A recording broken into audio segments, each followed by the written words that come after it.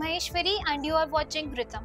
A storm of anger and grief has erupted at KIIT University in Bhubaneswar after the tragic death of a young Nepalese student. What began as an unfortunate incident has now turned into a major controversy, sparking protest, diplomatic concerns, and questions over student safety. As tensions rise, let's break down the entire story. The quiet corridors of KIIT University turned into protest grounds after a 20-year-old Nepalese student was found dead in her hostel room.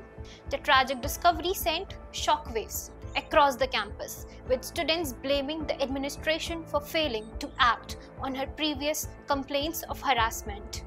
The accused Advik Srivastav was soon detained by the police under charges of abetment in suicide. As the news spread, hundreds of students took to the streets, blocking roads and demanding justice. Allegations surfaced that despite repeated warnings, the university had ignored the victims' concern, further fueling the anger among students. What followed was an unprecedented move. The university issued an immediate order for all Nepali students to vacate the campus. With emotions running high, the university administration arranged for Nepalese students to leave, citing security reasons. However, several students claimed they were removed hastily without proper arrangements. Reports emerged of students being dropped at railway stations without guidance, creating panic and distress.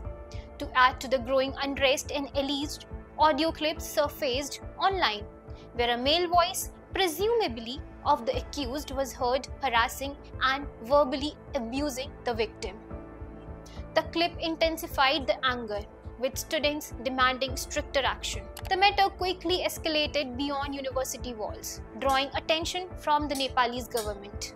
Prime Minister KP Sharma Oli acknowledged the situation and assured that Nepal was engaging with Indian authorities through diplomatic channels. India, known for its strong diplomatic ties with Nepal, responded swiftly.